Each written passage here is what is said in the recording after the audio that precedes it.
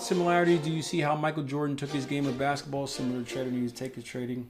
You gotta be ruthless. You gotta be ruthless. You gotta train to win. You gotta separate yourself. You gotta be a killer.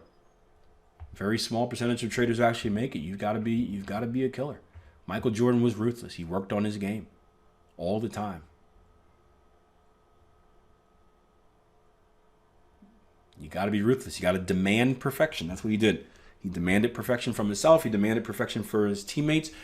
You also have to be adjustable. And in the last episode of The Last Dance, they talked about when Phil Jackson came in, Michael Jordan's coach, he put in a new offense, the famous triangle offense. And in the past, the offense basically was give Michael Jordan the ball and let him score on everybody. And he was scoring like 30-something points a game, right? He had games where he was scoring 70, right?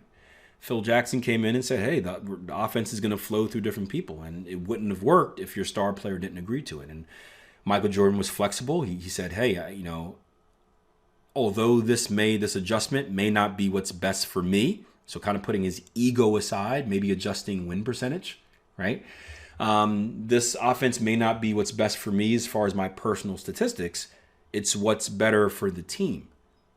And it's what's going to allow the team to succeed. So he was able to adjust. He wasn't stuck in his stubborn ways and saying, no, it has to be this way. This is the way it has to go. He said, hey, I'm willing to put my ego aside. I'm willing to make some adjustments to do what works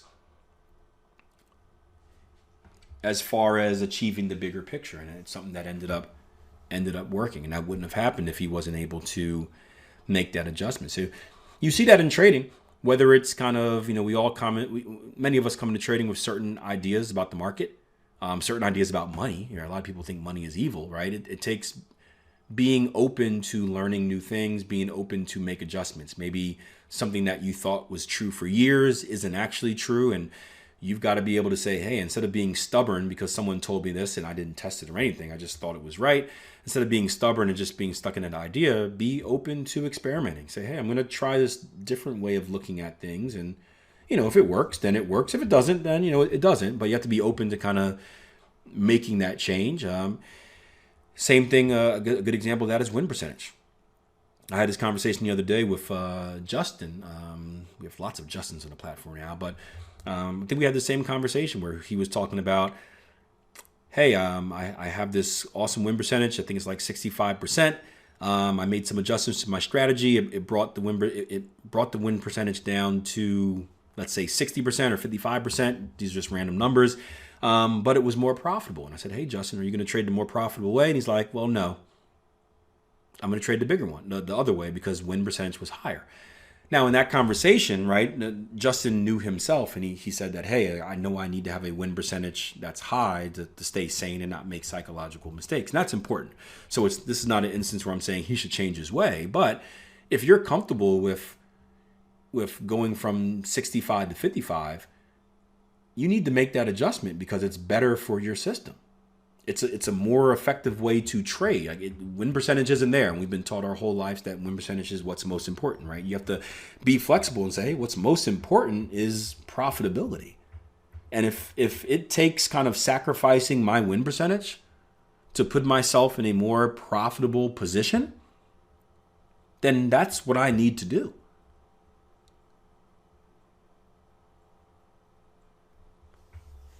So there are some really, really good comparisons in every great athlete, specifically speaking about Michael Jordan in this one, to trading. Those traits in just successful individuals in general, you'll see them across every industry, right? Successful individuals typically have similar traits, right? It's flexibility.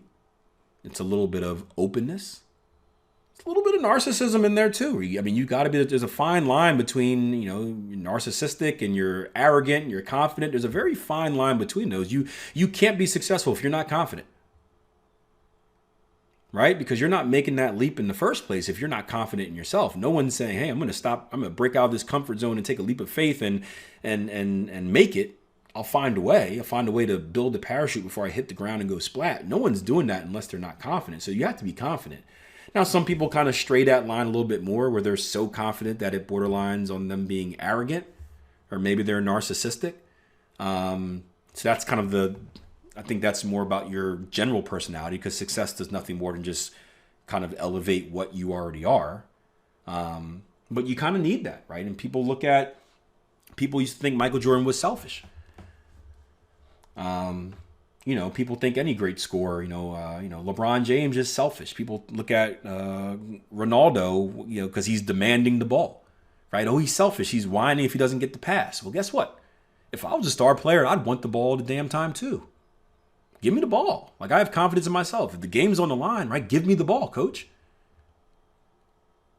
I remember times playing football where, we'd come down to the last drive and I look at the quarterback and he was the same way as me. He knew, but I'm looking at him, I'm like, you better throw me the ball. I don't care if I'm double teamed. Throw me the ball. I'm going to get it. And he would tell me the same thing. He'd say to play, he'd pull me to the sides. Look, I'm throwing you the ball no matter what. I don't care what's happening. I'm putting it up. Go get it. And I'm like, okay, let's do this. Right? You can call that arrogant, but that's the confidence you need to kind of get the job done. And there's going to be a lot of failure that comes with that. Michael Jordan had failures too, right? He got cut from his high school basketball team his first year. He didn't start winning championships until what? After like 6-7 years in the league? A lot of failures there. That comes with taking chances, right? I just saw this quote this morning. I don't know. I think it was, let me see if I can figure it out. I think it was Daniel Presley who said it this morning. I just wrote it down. But he said this. It was, every winner was once a beginner. Every master was once a disaster. The champion has failed more times than the rookie has tried. Every winner was once a beginner. Every master was once a disaster. The champion has failed more times than the rookie has tried. If trading isn't about failing, I don't know what is. If success isn't about failing, I don't know what is. How else do you learn? So very, very, very, lots of correlations there. I'm probably like 80 questions behind right now, guys.